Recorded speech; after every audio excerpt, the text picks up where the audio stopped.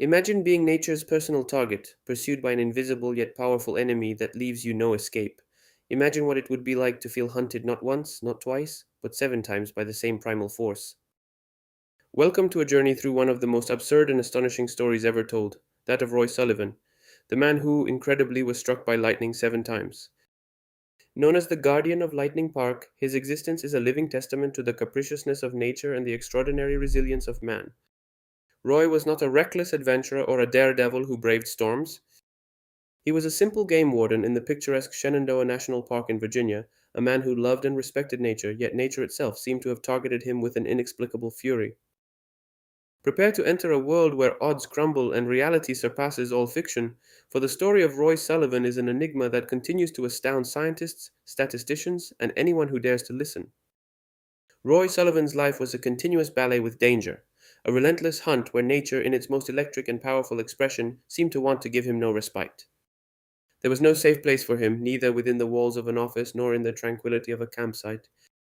Each lightning bolt was a brutal reminder of this persecution, an event that tore him from his daily routine and catapulted him into an electrical nightmare, and each time, incredibly, Roy managed to get out alive. The first fateful encounter with the fury of the sky occurred in 1942. Roy stood atop a watchtower, one of those metal structures designed to offer a 360-degree view of the forest, but which during a storm become magnets for electricity. The tower was relatively recently built, but lightning did not strike it that day. Instead, it took the most unexpected path, hitting Roy directly in the leg, knocking off his big toenail. It was his baptism of fire, a warning that life was about to get much, much more unusual. For nearly 30 years, Roy lived a relatively normal life, but the respite ended abruptly in 1969. This time, lightning found him aboard his truck, a place he considered a safe haven from the elements. He was driving along a mountain road when a storm caught him by surprise. The metal cabin should have protected him, but the electricity, like a smart bullet, entered through the open window, hit Roy, and then went out the other window. Almost to demonstrate that not even steel could stop her, he passed out. His car continued to roll out of control for a short distance before stopping.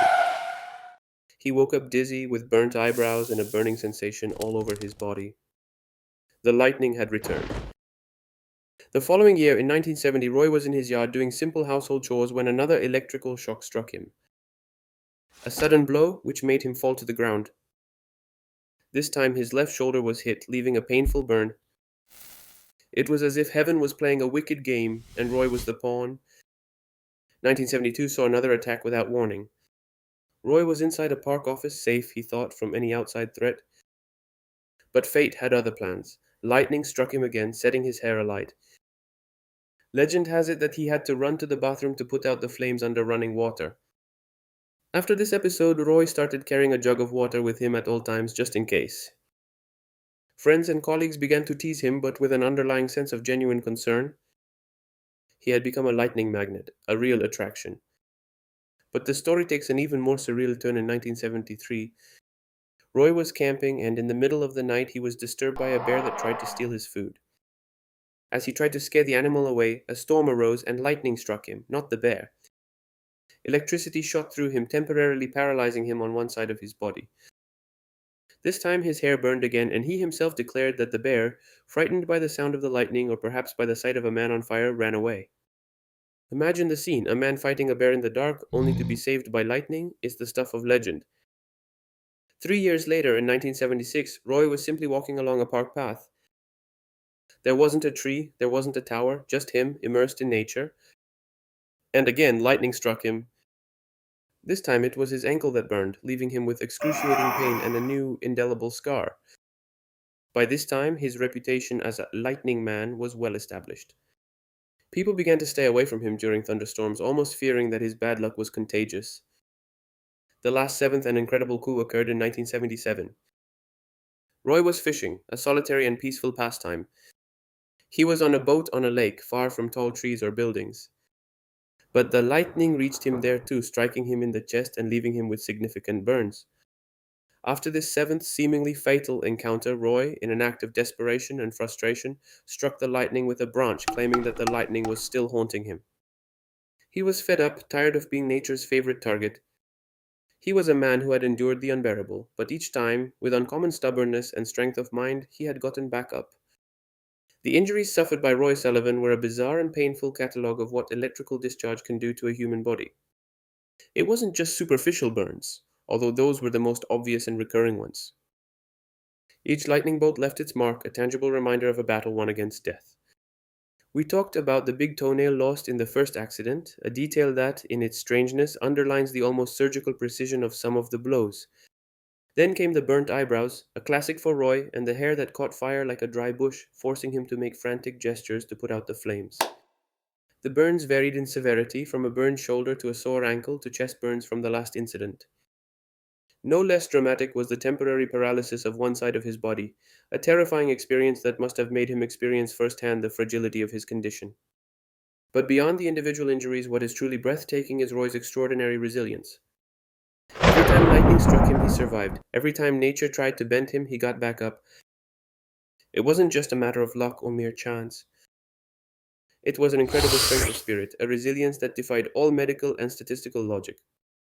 Roy was not a superhero, he was an ordinary man with extraordinary bad luck, yet he demonstrated a tenacity that made him legendary. She faced the pain, the scars, the fear, and continued living her life, albeit with the constant shadow of another storm on the horizon. Roy Sullivan's story is not just a tale of survival, it has become a legend in the world of statistics, a case so exceptional that it defies comprehension. Think about it. The chances of being struck by lightning even once in your lifetime are already incredibly low, about 1 in 12,000. It is a rare event, a nasty twist of fate that affects few. But being struck 7 times, here we enter territory that goes beyond the purely improbable, bordering on the surreal. If we try to calculate the probability of such a repeated event, the numbers become so gigantic as to be almost incomprehensible.